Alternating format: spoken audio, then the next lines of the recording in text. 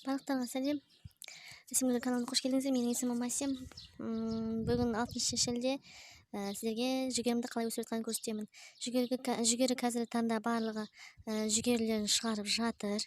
Яғни шығарып жатыр дегеніміз мынандай болып, астын көріп тұрсаңыз, шаштарын шығарып жайлап кукуруздарымызды алып жатыр.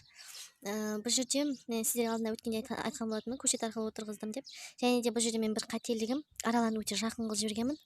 Су жері ғана қате, негізі бір жүгері мен екінші жүгерінің арасы 1 метрдей болу керек.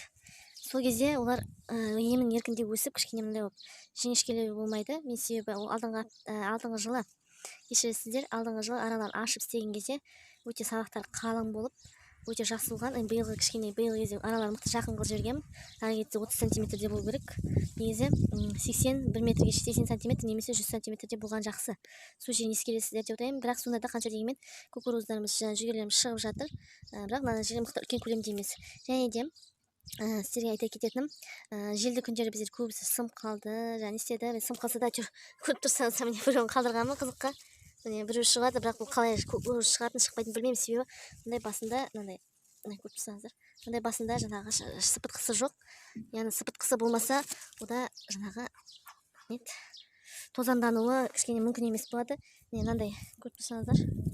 Яғни осы жел арқылы тозаңданып, мынаның ішіне жаңа түсіп, дәні сол арқылы тозаңдануы тиіс. Яғни бұлар жел арқылы көбісі мен өзім де білмей жүргенмін көпке дейін. Но не үшін қажет деп негізі сол тозаңдану үшін қажет екен. Және де қарап тұрсаңыздар, бар жерде жүгерлеріміз шығып жатыр. Қазір сіздерге мысал ретінде көрсетейін. Шетте қарасаңыздар, қалыңдығы қаншама. Яғни шетте ол кішкене болса да еркіндеу өсіп тұр. Ортасындағылар кішкене қарап тұрсаңыздар, міне жіңішкелеу. Оның піскенін қалай білуге болады? Оның піскен ең бірінші жүгеріміз. Жүгеріміз осылай шашақ болып шыға бастағаннан кейін мына әбден қурайды. Мына басында шашымен қурап бастап жатыр, қурайды. Сол кезде уже сыртынан бастап, мысалы қазір жұмсақ, сыртынан бастап уже белгілі болады. Уже ашылып қарағанда содан арқылы белгілі болады. Бұл жерде әзірге мына бір жүгеріде бір ғана жүгері тұр. Негізі жандарынан мына жерлеріне барлығы шығуы керек. Сізге мысал ретінде көрсетейін. Әзірге пока бәріне бір-бірден екен, әлі шығады. Мен мысалы жерінде мен екеуі бар.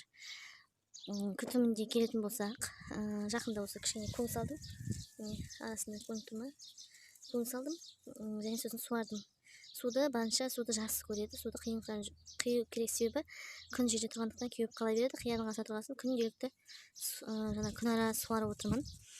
Әбден кукуруза шыққаннан кейін жүгерісі суды тоқтатуға болады. Оған дейін әбден суарай беруіміз керек. Күн кішкене кетті. Күн өте ыстық. Күнара осы далаға шығып күнде суарып отырамын. Тез кеуіп қалады. Мына мысалы ең шығып жатқаны мынандай болып бастайды. Көріп тұрсаңыздар.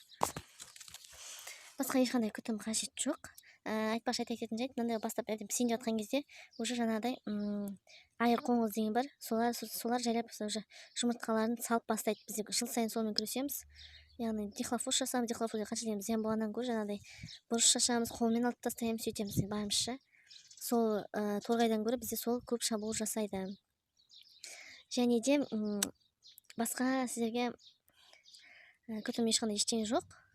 Әзірге сіздер қалай өсіп жатқаным осы көрсетіп жатқаным боламын. Каналға жазылыңыздар, лайк басыңыздар, дизлайк басыңыздар, комментария сұрақ қойыңыздар. Және де канал жазылатынның оң жағында қоңырауша бар, соны басуды ұмытпаңыздар. Яғни күнде жаңа түсірілімдер шығып отырады, соны қарап отыру үшін, яғни менімен бірге бау-бақшаны өсіруге тырысу үшін қарауға тырысыңыздар. Сау болыңыздар.